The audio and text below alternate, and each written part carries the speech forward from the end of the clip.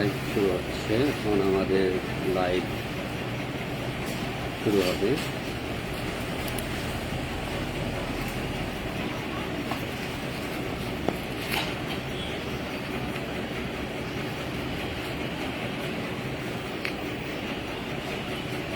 তো শুরু হতে যাচ্ছে আমাদের লাইভ এখন। বিসমিল্লাহির রহমানির রহিম। আসসালামু আলাইকুম ওয়া রাহমাতুল্লাহি ওয়া বারাকাতুহু। তো আজকে আমরা একটি স্পেশাল এবং একটু ভিন্ন টাইপের লাইভ করব দর্শক মণ্ডলী যারা আছেন। তো আজকে আমরা হানাফি এবং সালাফি মাদ্রাসার যে একটি পাঠ্যপুস্তকের যে কিতাব রয়েছে যেগুলি পড়ানো হয় তার একটি তুলনামূলক একটি বিশ্লেষণ করব। আর আমি এই তথ্যগুলো নিয়েছি, আমার সাথে রয়েছে হানাফি মাযহাবেরই একজন মুফতি জনাব নাহিদুল ইসলাম নাহিদ ভাই। তো তিনি হানাফি মাযহাবেরই একজন মুফতি। তো আমরা আজকে নাহিদুল ইসলাম নাহিদ ভাইয়ের সাথে আমরা একটু বসেছি যে হানাফি এবং সালাফি পাঠ্যপুস্তকে আসলে কোন কোন বিষয়গুলোই আমরা আজকে একটু আলোচনা। হৃদয় কাস্টমার বিদায় করে যাও। তো আমরা আজকে এসেছি, আমরা আজকে আমাদের আলোচনা যে বিষয়বস্তুটি থাকবে তা হচ্ছে হানাফি এবং সালাফি পাঠ্যপুস্তকের যে মূল যে পার্থক্যগুলো এই বিষয় নিয়ে। তো আমার সাথে রয়েছে নাহিদুল ইসলাম নাহিদ ভাই। তো আমি তার কাছ থেকে কিছু তথ্য নিয়েছি, তো আপনারা এটা মিলিয়ে দেখবেন যে তথ্যগুলো ঠিক আছে কিনা। তো নুরানি প্রথমে যেটা হয়, যেটা নাকি হানাফি মাদ্রাসায় যেটা হয় 6 বছর পর্যন্ত নুরানি পড়ানো হয়, যেটাকে মানে সেটাকে নুরানি বলে, তাই না নাহিদুল ইসলাম ভাই? আচ্ছা, প্রথমে আমি একটু নাহিদুল ইসলাম নাহিদ ভাইকে একটু পরিচয় করে দিই। যে তো নাহিদুল ইসলাম নাহিদ ভাই, আপনি একটু পরিচয়টা আমাদের দর্শকের সামনে একটু বলেন আপনি। আসসালামু আলাইকুম ওয়া রাহমাতুল্লাহি ওয়া বারাকাতুহু। আমি বিবিস্টান মাদ্রাসায় থেকে পড়াশোনা করছি। একটু জোরে বলেন। আমি বিবিস্টান মাদ্রাসারই ছাত্র এবং হাদিস পড়াই অন্য অন্য মাদ্রাসায়। এর জন্য আমার জন্য সময় দেওয়া হয়। তো আপনি বেবি স্ট্যান্ড যে এখানে আমাদের টাঙ্গাইলে যে বেবি স্ট্যান্ড মাদ্রাসা, সেখান থেকে কি আপনি মুফতি কমপ্লিট করেছেন নাকি? তো আচ্ছা, তো আপনি এখন মনে হয় কিছু হাদিস পড়ান আর কি। আচ্ছা, যাই হোক, ওনার কাছে আমরা এখন একটু শুনবো এবং ওনার কাছ থেকে আমরা একটু কোরআন তেলাওয়াত দিয়ে শুরু করতে চাচ্ছি। তো নাহিদুল ইসলাম নাহিদ ভাই আমাদের কাছে এখন তিনি একটু কোরআন তেলাওয়াত শোনাবেন খুব সংক্ষিপ্তভাবে আর কি। أعوذ بالله من الشيطان الرجيم. بسم الله الرحمن الرحيم.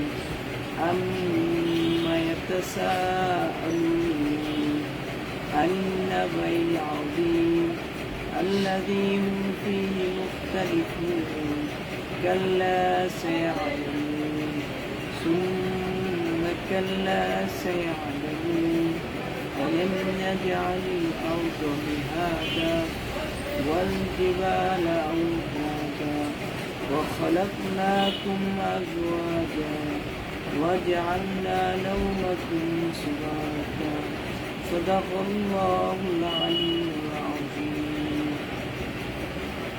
মাশাআল্লাহ, আমরা নাহিদুল ইসলাম নাহিদ ভাইয়ের কাছে আমরা একটু কোরআন তেলাওয়াত শুনলাম। এখন আমরা একটু শুরু করতে যাচ্ছি আমাদের মূল বিষয়ে।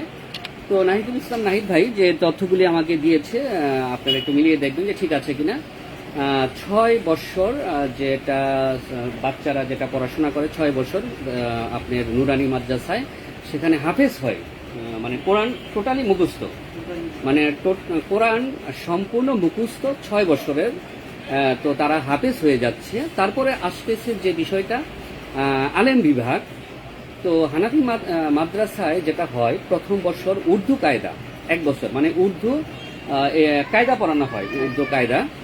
আর দ্বিতীয় বছর ফার্সি ভাষা, দ্বিতীয় বছর যেটা হয় যে 1 বছর ফার্সি ভাষা পড়ানো হয়।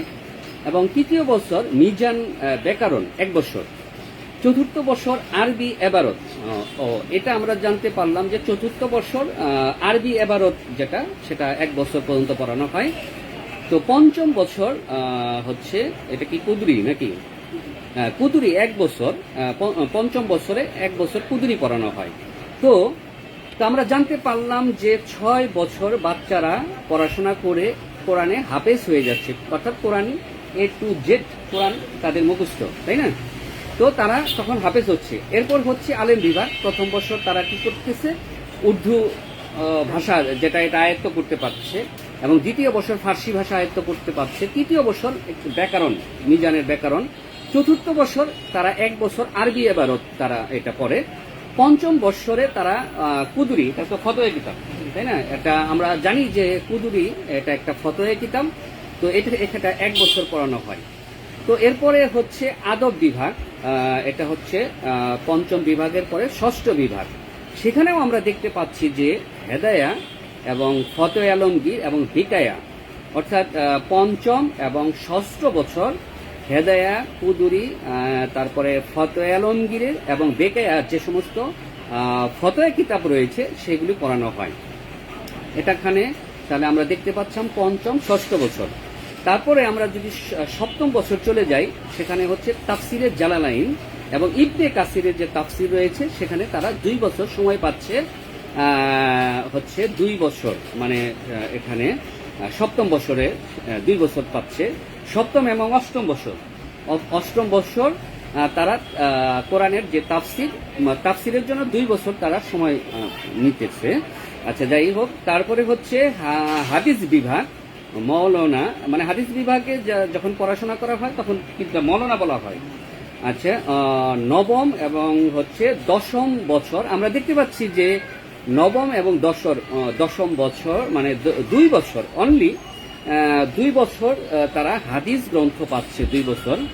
তারপরে হচ্ছে দশম বছরের পর আইন বিভাগ নিয়ে তারা পড়াশোনা করতেছে এবং পরবর্তীতে তারা মুফতি হচ্ছে। তো নাহিদুল ইসলাম নাহিদ ভাই এবং আমাদের যারা দর্শক এখানে রয়েছে, তো তাদের উদ্দেশ্যে আমি এখানে কিছু কথা আমি বলতে চাই যে এখানে যে 2 বছর তারা যে এই হাদিস গ্রন্থ পড়তেছে, কিন্তু আমরা এরই পরিপ্রেক্ষিতে যদি আমরা একটু মানে তুলনামূলক একটু চিত্র আমরা যদি এখানে বলতে যাই, তাহলে দেখতে হবে যে এখানে হেদায়া, ফতোয়া আলমগীর এবং বিকায়া এবং কুদুরি, এখানে তারা এখানে কিন্তু নিয়ে নিচ্ছে হচ্ছে 1 বছর, 2 বছর হচ্ছে, এবং প্রায় কয় বছর এখানে 2 বছর, তাই না? 2 বছর হেদায়া, কুদুরি এবং ফতোয়া আলমগীর। আর এখানে পাচ্ছে হাদিস গ্রন্থ অনলি 2 বছর, এবং তাফসির 2 বছর, এবং আইন বিভাগেও কি এখানে কি ফতোয়া কিতাব পড়ানো হয়? আইন বিভাগে যখন 10 বছর, আচ্ছা, এখানে আইন বিভাগটাও এখানে ফতোয়া কিতাব পড়ানো হয়। তাহলে আমরা এখানে যে হানাফি মাদ্রাসার যে সিলেবাসটা আমরা এখানে লক্ষ্য করছি, তো এখানে প্রায় সিলেবাসের প্রায় অধিকাংশ সময়ই তাহলে এই ফতোয়া কিতাব কুদুরি, হেদায়া এবং বিকায়া মতো গ্রন্থগুলা সবচেয়ে বেশি প্রাধান্য পাচ্ছে। তো এখানে আমি মনে করি যেটা, যে এখানে হাদিসটা মাত্র 2 বছর, এটা অত্যন্ত মানে খুবই শর্ট একটা সিলেবাস। তো এটা আমি মনে করি যে এটা হানাফি মাদ্রাসার জন্য এটা পর্যাপ্ত নয়। কারণ 2 বছরে যেখানে বুখারীর মতো একটি হাদিস গ্রন্থ, সেটা আমি মনে করি যে একটি হাদিস গ্রন্থ শুধু বুখারী, এই বুখারী পড়তেই অন্তত 3টি বছর সিলেবাস করা উচিত। সিয়াসিত্তার অন্যান্য গ্রন্থ আমি বাদই দিলাম, বুখারী, মুসলিম, আবু দাউদ, তিরমিজি, নাসাই, মিশকাত এবং অন্যান্য যে হাদিস গ্রন্থগুলো রয়েছে, তো এই গ্রন্থগুলো তো আপনি যদি এগুলি যদি পড়তে যায়, তাহলে এটা 2 বছরের জন্য এটা পর্যাপ্ত সিলেবাস নয়। আমরা এবার চলেন, আমরা এবার আপনাদের উদ্দেশ্যে আমরা যতটুকু তথ্য আমরা নাহিদুল ইসলাম নাহিদ ভাইয়ের কাছ থেকে আমি যতটুকু পেয়েছি আমি প্রেজেন্ট করার চেষ্টা করেছি। তো এখন সালাফি মাদ্রাসায় আসলে সিলেবাস নিয়ে আমরা এখন আলোচনা করব। তো প্রথম বছর যেটা হয় সেটা হচ্ছেও এখানে নুরানি বিভাগ রয়েছে, কোরআন মুখস্থ, মানে কোরআনটা সম্পূর্ণ সালাফি মাদ্রাসায় প্রথম ও দ্বিতীয় বছর, যেখানে তারা নিচ্ছে 6 বছর, আর এখানে সালাফি মাদ্রাসায় প্রথম এবং দ্বিতীয় বছর মানে সম্পূর্ণ কোরআন তাদের মুখস্থ। এরপর যেটা হয় যে তারপর তারা আকীদা, তাওহীদ, শিরক, বিদাত এই সমস্ত বিষয় নিয়ে তারা পড়াশোনা করে, এবং আরবি ভাষা, মানে আরবি ভাষাটা যাতে সহজে রপ্ত করতে পারে, মানে আয়ত্ত করতে পারে, সেই জন্য প্রথম ও দ্বিতীয় বছরে আরবি ভাষাটা শেখানো হয় এবং নবীদের কিছু কাহিনী এবং আদব আখলাক ইত্যাদি বিষয় নিয়ে আলোচনা করা হয়। তাহলে আমরা এখানে দেখতে পেলাম যে সালাফি মাদ্রাসায় সাধারণত যেটা হচ্ছে প্রথম ও দ্বিতীয় বছরই তারা সম্পূর্ণ টোটাল কোরআন তাদের মুখস্থ হয়ে যাচ্ছে। তারপরে নট অনলি কোরআন, এখানে আকিদা, তাওহীদ, শিরক, বিদাত ইত্যাদি বিষয় নিয়ে এবং আরবি ভাষাটা সেখানে প্রথম এবং দ্বিতীয় বছরে সিলেবাসে তারা পেয়ে যাচ্ছে। তারপরে যেটা হয় তৃতীয় এবং চতুর্থ বছর, দেখেন এখানে হচ্ছে কি কোরআনের তাফসির, এখানে কিন্তু নাহিদুল ইসলাম নাহিদ ভাই যে তথ্যগুলো দিয়েছে সেগুলোর পরিপ্রেক্ষিতেই কথা বলা হচ্ছে। তো তৃতীয় এবং চতুর্থ বছর হচ্ছে কোরআনের তাফসির, অর্থ ও ব্যাখ্যা সহ। তারপরে হাদিস, রিয়াজুস সলিহিন।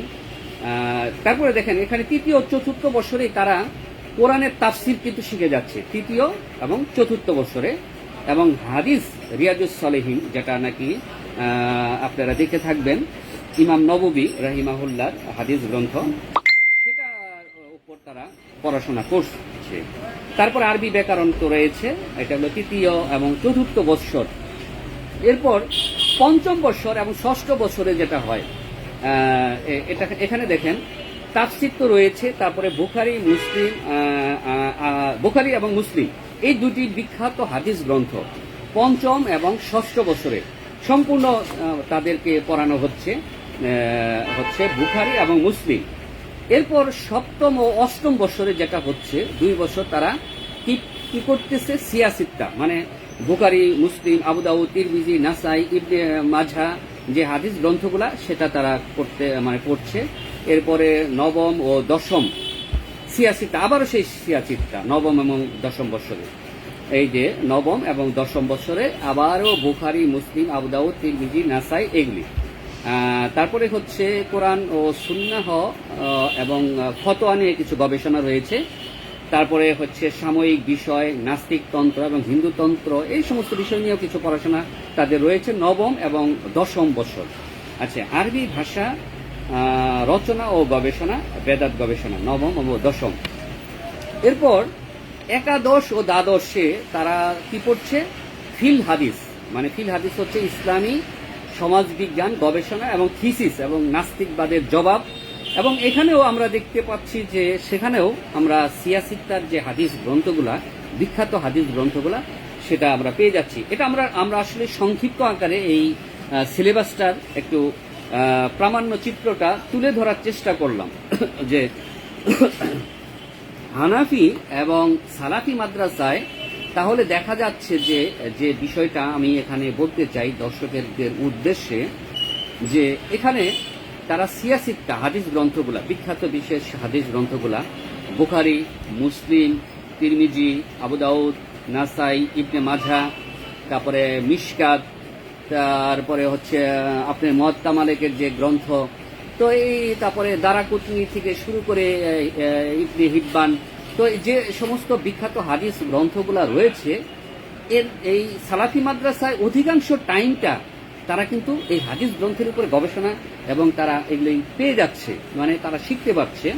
তারপর তো কোরআন মুখস্থ, এটা তো রয়েছে, যেটা নাকি নুরানি বিভাগে প্রথমেই তারা এটা শেষ করে ফেলে। তারপরে তাফসির রয়েছে। তারপরে বিষয়টা আমি কিন্তু সালাফি এখানে যে সিলেবাসটা আমি দেখলাম, মোটামুটি এখানে প্রায় সমগ্র সিলেবাসটাই প্রায় দ্বাদশ পর্যন্ত 12 বছর, মানে 13 বছর, আনুমানিক 13 বছর। তো 13টা বছর শুধু হাদিস হাদিস হাদিস হাদিস।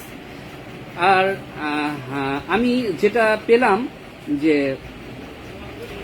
হচ্ছে হানাফি মাদ্রাসায় যেটা অনলি 2 বছর, এখানে হচ্ছে আমার হচ্ছে আজকের লাইভ ভিডিওতে আপত্তি যে তারা কেন অনলি 2 বছর, তারা 2 থেকে 2.5 বছর এই হানাফি মাদ্রাসায় কেন হাদিস গ্রন্থ পড়ানো হয় এবং তাদের সিলেবাসের অধিকাংশ সময়ই কেন হেদায়া, কুদরি, ফতোয়া আলমগীর এই সমস্ত ফতোয়া গ্রন্থ কেন পড়ানো হয়। আমার কথা হচ্ছে, যদি হাদিস গবেষণা করে তারা সিয়াসিকটা গবেষণা করে যদি ফতোয়া বেরই না করতে পারে, তাহলে কেমন টাইপের মুক্তি টাইটেল, এটা হলো একটা অবজেকশন আমার। এবং তারা মুক্তি দাবি করতেছে যে তারা মুক্তি হচ্ছে, কিন্তু আমার কথা হচ্ছে যে কোরআন এবং হাদিসের উপরে পর্যাপ্ত গবেষণা করেই কিন্তু আসলে মুফতি টাইটেলটা দেওয়া উচিত আমি মনে করি। তো এখানে যেখানে নাকি 2 বছরের মধ্যে, যেটা নাকি একটা বুখারী পড়তে 3টা বছর লাগে, সেখানে 2 বছর অনলি হাদিস গ্রন্থের গবেষণা, অনলি 2 বছর করলে কিভাবে সম্ভব আদৌ? আমার এটা হচ্ছে প্রশ্ন যে অনলি 2টা বছর কিভাবে গবেষণা করে, হাদিসের উপরে গবেষণা করে নিজেকে মুফতি দাবি করা হয়। আমি নাহিদুল ইসলাম নাহিদ ভাইয়ের কাছে এই তথ্যগুলি নিয়ে আমি আজকের এই আলোচনাটা আমি করলাম। তো নাহিদুল ইসলাম নাহিদ ভাই, আপনার কাছে আমার প্রশ্ন যে হানাফি মাদ্রাসাগুলোতে যে এই যে অনলি 2 বছর, 2 বছরের কিংবা আরেকটু বেশি, 2.5 বছর যে হাদিস গ্রন্থগুলা হয়, বুখারী, মুসলিম, আবু দাউদ, তিরমিজি, নাসাই, ইবনে মাজাহ, মিশকাত, এই জন্য বিখ্যাত শিয়া সিত্তার যে বিখ্যাত গ্রন্থগুলা, এটা কি 2 বছর কি পর্যাপ্ত আপনি মনে করেন? এটা কি মানে হানাফি মাদ্রাসাতে এটা কি পর্যাপ্ত সিলেবাস কিনা? এ ব্যাপারে আপনি দর্শকদের উদ্দেশ্যে কিছু কথা বলেন। এটা হলো পর্যাপ্ত না, আমাদের সিলেবাসটা আরো বাড়াইতে হবে। এটা আমরা মুফতিকে বেশি সময় দিই, 4 বছর মুফতি করা। আমাদের এখন 3 বছর মুফতি করা, 3 বছর হাদিস পড়া দরকার, আরও 6 বছর হাদিস পড়া দরকার। এই জন্য আমি দর্শকের কাছে আবেদন করব যে আমাদের যারা হানাফি হুজুর আছে তারা যেন এই বিষয়টা লক্ষ্য করে। আচ্ছা, যাই হোক, এখন নাহিদুল ইসলাম নাহিদ ভাইয়ের কাছে আমরা যেটুকু তথ্য পেলাম এবং তারই পরিপ্রেক্ষিতে বলতে পারি যে আসলেই হানাফি মাদ্রাসাগুলোতে হাদিস এত কম কেন, এটা একটা প্রশ্ন থেকে যায়। আজকে লাইভ ভিডিওতে আমরা সত্য বলতেছি না মিথ্যা বলতেছি, আপনারা একটা খোঁজ খবর নিয়ে দেখেন। তো এটা হলো একটা বিষয়। আমাদের কথা, আমার অবজেকশন, বিশেষ করে আমি ব্যক্তিগতভাবে যে অবজেকশনটা আমি করব যে এই 2 বছর কিংবা 2.5 বছর হানাফি মাদ্রাসায় কিভাবে পর্যাপ্ত হতে পারে, কিভাবে পর্যাপ্ত হতে পারে হাদিস গ্রন্থের উপরে, এবং তারা নিজেদেরকে সেখানে মুফতিও দাবি করতেছে যে তারা মুফতি হয়েছে, কিন্তু হাদিস কোরআনে যদি মিসকিন হয় তাহলে নিজেকে কিভাবে মুফতি দাবি করা যায়? এটা হলো আমার একটা প্রশ্ন। যদি 2-2.5 বছর পরে যদি মুফতি হওয়া যায়, ইসলামের মুফতি দাবি করা যায়, তাহলে আমি কি বলবো? আমি এজন্যই অনেক সময় খেয়াল করি যে হানাফি ভাইয়েরা হাদিসে অনেক সময় মিসকিন হয়ে থাকে। তো তারা অনেক সময় হাদিস খুঁজে পায় না, তাদেরকে যখন প্রশ্ন করা হয় তখন তারা ফতোয়া কিতাব খোঁজে, প্রথমে হেদায়েত খোঁজে, তারপরে ফতোয়া আলমগীর খোঁজে, তারপরে আপনার হচ্ছে কুদুরি খোঁজে। তো দেখা যায় যে এই সমস্ত গ্রন্থে থেকে তারা সমাধান নেওয়ার চেষ্টা করে। তো তারা যদি এটা হতো যে তারা যদি হাদিস গ্রন্থগুলো অন্তত আমার মনে হয় যে 6 থেকে 7 বছর কিংবা 8টা বছরই যদি এই সিয়াসিত্তার উপরে গবেষণা করত কিংবা তারা পড়াশোনা করত, তাহলে আমার মনে হয় যে মুক্তি দাবি করাটা আমার মনে হয় যে পর্যাপ্ত হতো। তো এই সামান্য এই 2 বছর 2.5 বছর হাদিস গ্রন্থ পড়ে আসলে মুক্তি হওয়া যায় না, কিংবা নিজেকে মুক্তি দাবি করা যায় না, এটা অসম্ভব যদি হাদিসে সে মিসকিন হয়ে যায়। তো এই যে আপনি দেখেন যে হেদায়া, কুদুরি, ফতোয়া আলমগীর, এই সমস্ত গ্রন্থ যদি এগুলি তো ফতোয়া কিতাব, এগুলি তো আমাদের হাদিসি গ্রন্থ নয়। তো তারা যেটা গবেষণা করে তারা যেটা পেয়েছেন সেই অনুযায়ী ফতোয়া দিয়েছে। তো গবেষণার ফলাফল কি ভুল হতে পারে না? যেমন ইমাম আবু হানিফা রাহিমাহুল্লাহ, ওনার প্রতি শ্রদ্ধা রেখেই বলতেছি যে ওনার প্রায় 60% মাসালা ইমাম ইউসুফ এবং মোহাম্মদ তেনারা একটা বয়কট করেছেন, মানে বর্জন করেছেন। আবার ইমাম ইউসুফের ফতোয়া ইমাম মোহাম্মদ বর্জন করেছেন, আবার ইমাম মোহাম্মদের ফতোয়া ইমাম ইউসুফ বর্জন করেছেন। তো এইভাবে দেখা যায় যে অনেক ফতোয়া কিতাবে অনেক ভুল ভ্রান্তিতে ভরা, এবং একজন আরেকজনের ফতোয়া মানেননি। যেমন সৌদি আরবে আপনার উসাইমিন, তিনি একটি কিতাব লিখেছেন। তিনি হাম্বলি মাযহাব থেকে, তিনি হানাফি ইমাম আহমেদ বিন হাম্বল, তিনার কিতাব থেকে তিনি প্রায় 79টি মাসালা তিনি ভুল বের করেছেন। তো আমরা দেখতে পাচ্ছি যে ফতোয়া গ্রন্থে অনেক মাসালা ভুল হয়, এবং সেগুলি পরবর্তীতে যখন গবেষণা হয় পরবর্তীতে দেখা যায় সেখানে তারা সেটা বর্জন করে। তো আমার প্রশ্ন হচ্ছে যে তাহলে হানাফি মাদ্রাসাতে ফতোয়ার উপরে এত গুরুত্ব কেন? হেদায়া, কুদুরি, ফতোয়া আলমগীর এই সমস্ত গ্রন্থের উপর এত গুরুত্ব কেন, এত বেশি পড়ানো হয় কেন? কারণ এগুলি তো এই যে আমি দেখলাম এই যে সালাফি মাদ্রাসায় দেখেন এইগুলি নাই। খুবই আশ্চর্য বিষয়, সালাফি মাদ্রাসায় হেদায়া, কুদুরি, ফতোয়া আলমগীরের মতো ফতোয়া গ্রন্থ নাই। খুবই আশ্চর্য বিষয়, সেই সমস্ত গ্রন্থগুলো তাদের মাদ্রাসায় নাই। আবার ইভেন সৌদি আরবে যদি যারা পড়াশোনা করে সেখানেও নাকি আমি শুনেছি যে হেদায়া নাই, কুদুরি নাই, ফতোয়া আলমগীর নাই। যেখানে সৌদি আরব কিংবা সালাফি মাদ্রাসাগুলোতে হেদায়া, কুদুরি, ফতোয়া আলমগীরের মতো গ্রন্থগুলার মানে খোঁজ খবরই নাই, সেখানে পড়াশোনাই করানো হয় না। আর সেখানে হানাফি মাদ্রাসায় প্রায় পুরো লাইফটাই হলে হেদায়া, কুদুরি, ফতোয়া আলমগীরের উপরে। খুবই অবাক করা বিষয়। এবং যদিও তারা এখানে কোরআনের তাফসীর কিছু অংশ তারা পড়ে থাকে এবং যেটা নাকি আরবি এবারত, যেটা নাকি নিয়ে অনেক বেশি অহংকার করা হয়, গর্ববোধ করা হয়, সেটাও এক বছরের পরে, তো সেটাও 1 বছরের আরবি এবারত নিয়ে যেটা নাকি গর্ববোধ করা হয়। যাই হোক, সেটাও 1 বছর আরবি ভাষা শেখানো হয়। আচ্ছা, যাই হোক, এখানে আরেকটি কথা আমি এখানে কথা না বললেই নয় যে আসলে হেদায়া গ্রন্থ নিয়ে আমি কিছু কথা বলতে চাই আজকের এই লাইভ ভিডিওতে। যে এই হেদায়া গ্রন্থটি আসলে মূলত কত সনে লেখা হয়? 593 হিজরিতে এই হেদায়া গ্রন্থটি, এই ফতোয়া আলমগীর এই ফতোয়া গ্রন্থটি লেখা হয় 593 হিজরিতে, অর্থাৎ ইমাম আবু হানিফা রাহিমাহুল্লাহর মৃত্যুর 443 বছর পরে।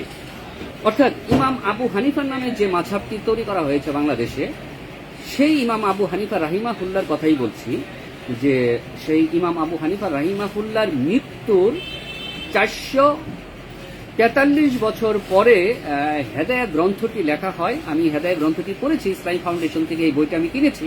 তো আমি দেখলাম যে এখানে ইমাম আবু হানিফার বরাতে কোনো প্রকার রেফারেন্স নাই যে এটা ইমাম আবু হানিফা বলেছে, এটা ইমাম আবু হানিফা বলেছে, তাহলে এটার রেফারেন্সটা কোথায়? তো তিনি দেদার্সে তিনি হাদিস বর্ণনা করে গেছেন কিংবা ফতোয়া বর্ণনা করে গেছেন যে এটা ইমাম আবু হানিফা বলেছে, এটা ইমাম আবু হানিফা বলেছে, এটা ইমাম আবু হানিফা বলেছে। ওই যে একটা কথা আছে হাদ্দাসানা, তাই না? একটা কথা আছে না যে হাদ্দাসানা, ইমাম আবু হানিফা বলেছে, ইমাম আবু হানিফা বলেছে, এটা ইমাম আবু হানিফা থেকে বর্ণনা। তো আমার প্রশ্ন হচ্ছে, যদি এতই ইমাম আবু হানিফার বর্ণনা হয়, তাহলে 593 হিজরিতে এই গ্রন্থটি রচনা করা হয়, অর্থাৎ ইমাম আবু হানিফার মৃত্যুর 443 বছর পরে। কেন এখানে ইমাম আবু হানিফা রাহিমাহুল্লাহর কেন রেফারেন্স আনা হলো না? এটা হলো একটা প্রশ্ন।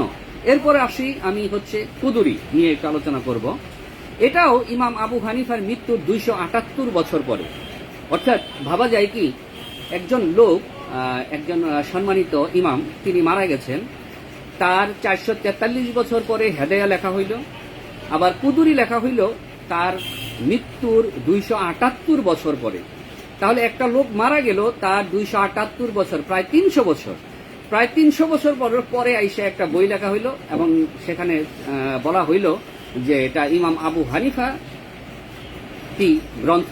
আচ্ছা, যাই হোক, 278 বছর পরে কিন্তু। এরপর আমরা আসবো হচ্ছে মুয়াত্তা মালিক নিয়ে কথা বলবো একটু। এই মুয়াত্তা মালিক, এটা লেখা হয় কত? 179 হিজরিতে মুয়াত্তা মালিক। তো এই যিনি নাকি বিখ্যাত তাবেঈন মুয়াত্তা মালিকের কথা বলতেছি, 179 হিজরিতে, এবং হেদায়া আসে তারও প্রায় 414 বছর পরে। অর্থাৎ মুয়াত্তা মালিক যখন রচনা করা হয়, তার 414 বছর পরে এই হেদায়া গ্রন্থটি লেখা হয়। এরপর আসি বুখারী নিয়ে একটু কথা বলতে চাই। সহিহুল বুখারী 256 হিজরিতে বুখারী সংকলন করা হয়, বুখারী হাদিস সংকলন করা হয় 256 হিজরিতে। তারও প্রায় 337 বছর পরে হেদায়া আসে বুখারী। সহিহুল বুখারী 337 বছর পরে হেদায়াটা রচনা করা হয়। আবার মুসলিমের কথা আপনি যদি আসেন, 261 হিজরি মুসলিম, এখন আপনি একটু হিসাব করে দেখেন হেদায় আসে কত বছর পরে মুসলিমে, 332 বছর পরে এই হেদায় আসে। তাহলে আমরা দেখতে পাই যদি হিস্ট্রিগুলি আপনারা গুগলে সার্চ দেন, নেটে সার্চ দেন, আপনারা দেখতে পাবেন যে হেদায়াটা কবে এসেছে, কুদুরি কবে এসেছে, তারপরে ফতোয়া আলমগীরের জন্ম কবে হয়েছে। তো এই হাদিস এই সমস্ত ফতোয়া কিতাবগুলো যদি আপনারা গুগলে সার্চ দিয়ে একটু দেখেন যে এই সমস্ত কিতাব আসলে কবে লেখা হয়েছে, এবং ইমাম আবু হানিফা রাহিমাহুল্লাহর মৃত্যুর কত বছর পরে লেখা হয়েছে কুদুরি, একটা প্রশ্ন থেকে যায়। 278 বছর পরে কুদুরি লেখা হয়েছে। তারপরে যে গ্রন্থগুলি বুখারী, মুসলিম, তারপরে মুয়াত্তা মালিকেরও যে সমস্ত গ্রন্থগুলি, হাদিস গ্রন্থগুলি থেকে আমরা যেটা পাই, প্রায় 350-400 বছর পরে এই হেদায়া কুদুরি ফতোয়া আলমকে লেখা হয়। তাহলে এই ফতোয়া কিতাব নিয়ে এত মানুষের পড়াশোনা কেন, এটা একটা প্রশ্ন থেকে যায়। 300-400 বছর পরে যে সমস্ত গ্রন্থগুলি এসেছে, আমার প্রশ্ন হচ্ছে, আপত্তিটা হচ্ছে আজকে লাইভ ভিডিওর মাধ্যমে এখানে যে প্রায় 400 বছর পরে, 350 বছর পরে যে গ্রন্থগুলি এসেছে, বুখারী, মুসলিম, আবু দাউদেরও প্রায় 350 বছর পরে হেদায়া কুদুরি, এই ফতোয়া আলমগীর, এই সমস্ত গ্রন্থ। তাহলে এই সমস্ত গ্রন্থগুলো কেন এত সময় নিয়ে পড়ানো হয়? এই সমস্ত ফতোয়া গ্রন্থগুলি কেন 66টার মতো গ্রন্থ, বুখারী, মুসলিম, আবু দাউদ, তিরমিজি, নাসাই, ইবনে মাজাহ, এই সমস্ত গ্রন্থগুলো কেন হানাফি মাদ্রাসায় অবহেলিত? যদিও তারা বলে যে আমরা হাদিস গ্রন্থ পড়ি, তাহলে তো এখানে আমি তো সিলেবাসে যা দেখতে পাচ্ছি, তারা সময় পাচ্ছে মাত্র 2 থেকে আড়াই বছর। 2 থেকে আড়াই বছর তারা এই গ্রন্থগুলি পড়ে কতটুকু পড়াশোনা করতে পারে এবং তার উপরে কতটুকু ডিগ্রি নিতে পারে এবং নিজেকে মুক্তি দাবি করতে পারে, প্রশ্নটা হলো এখানে। আর বুখারী, মুসলিম, আবু দাউদ, তিরমিজি, নাসাই, এই সমস্ত গ্রন্থগুলি আমরা সালাফি মাদ্রাসায় দেখতে পেলাম যে প্রায় 7-8 বছর, 9 বছর, প্রায় জীবনের প্রায় সম্পূর্ণ অংশটাই সালাফি মাদ্রাসায় এই হাদিস গ্রন্থগুলি পড়ানো হয়। যেটা নাকি আমরা পরিলক্ষিত করলাম যে সালাফি মাদ্রাসায় প্রায় জীবনের অধিকাংশ সময়ই হাদিসের উপরে গবেষণা, হাদিসের উপরে পড়াশোনা এবং তাফসিরের উপরে পড়াশোনা, আরবি ভাষা এবং বেদাত, শিরক, যে এই সমস্ত যে গ্রন্থ, যে সমস্ত বিষয়গুলো রয়েছে সেগুলোর উপরে পড়াশোনা, মানে জীবনের প্রায় টোটাল অংশটাই এটার উপরে পড়াশোনা। একটু পরে তো টোটাল অংশটাই এটার উপরে পড়াশোনা। তো এখন তো আমরা হানাফি মাদ্রাসায় যেটা আমরা দেখতে পেলাম যে প্রায় জীবনের প্রায় 8-9টা বছর শুধু হেদায়া কুদুরি, ফতোয়া আলমগীরের মতো ফতোয়া গ্রন্থগুলি পড়ানো হয়। তাহলে যেটা নাকি আমরা একটু আগে আমি একটু আলোচনা করেছি যে সৌদি আরবে হেদায়া নাই, কুদুরি মতো গ্রন্থ নাই, ফতোয়া আলমগীরের মতো গ্রন্থ নাই, অথচ হানাফি মাদ্রাসাগুলাতে জীবনের প্রায় অধিকাংশ সময়টাতেই হেদায়া কুদুরি, ফতোয়া আলমগীর নিয়ে পড়াশোনা করানো হয়। কেন? এটা একটা প্রশ্ন থেকে যায়। আর সালাফি মাদ্রাসাতে আমরা যেটা নাকি আলোচনা করলাম যে প্রায় জীবনের অধিকাংশ মুহূর্ত তারা 86টা, মানে বুখারী, মুসলিম, আবু দাউদ, তিরমিজি, নাসাই, ইবনে মাজাহ, মিশকাত, দারাকুতনি, হিব্বান থেকে শুরু করে যে সমস্ত বিখ্যাত হাদিস গ্রন্থগুলো রয়েছে সে সমস্ত হাদিস গ্রন্থের উপর তাদের পড়াশোনা। তো এলো একটা বিষয়। আর এটা নাকি আমি কিন্তু একটু তুলনামূলকভাবে এটা তুলে ধরার চেষ্টা করলাম।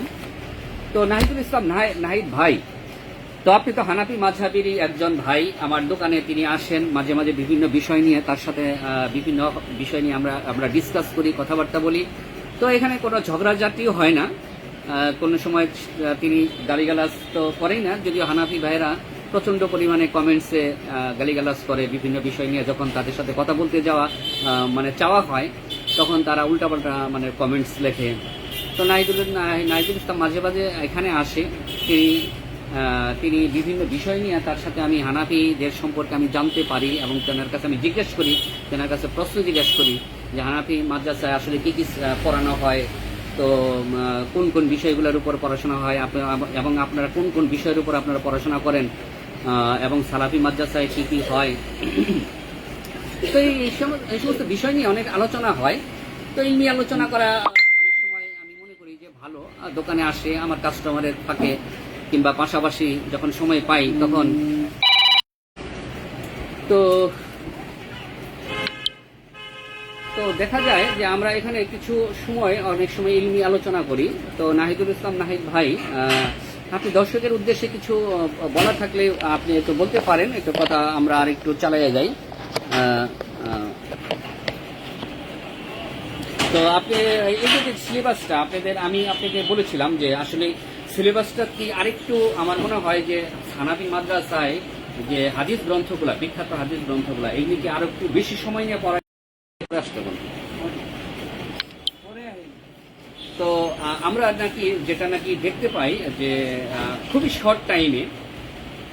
তো নাহিদুল ইসলাম নাহিদ ভাইয়ের সাথে একটু কথা বলবো যে এই যে আপনাদের হানাফি মাদ্রাসাগুলাতে যদি আমি মনে করি যে আরো 8-9 বছর যদি হাদিস গ্রন্থগুলো পড়ানো হয়, বুখারী, মুসলিম, আবু দাউদ, তিরমিজি, নাসাই, ইবনে মাজাহ, মিশকাত শরীফ, সহিহ হিব্বান, দারাকুতনি, যে সমস্ত হাদিস গ্রন্থগুলো আমরা পাই, মুওয়াত্তা মালিক, সহিহ ইবনে খুজাইমা, তারপরে ওই যে আরেকটা গ্রন্থ হইল বুলুগুল মারাম একটা বই আছে, হচ্ছে বুলুগুল মারামটার ব্যাপারে কিন্তু একবার আমি একটা লেকচার শুনেছিলাম যে অন্তত তাদেরকে জানি হানাফি মাদ্রাসাকে অন্তত জানি ওই আপনার হচ্ছে বুলুগুল মারাম, তাই না? বুলুগুল মারামটা জানি তাদেরকে দেওয়া হয়। তো এটা অনেক ইসলামিক স্কলার তারা আলোচনা করেছিল যে হানাফি মাদ্রাসায় যেন এই বইটা পড়ানো হয়। তো তারা বলেছিল যে এই বইটা নাকি ওখানে পড়াইলে মানে ওই ফতোয়া কিতাবের সাথে দ্বন্দ্ব লেগে যাবে, মানে একটা সংঘর্ষ লেগে যাবে।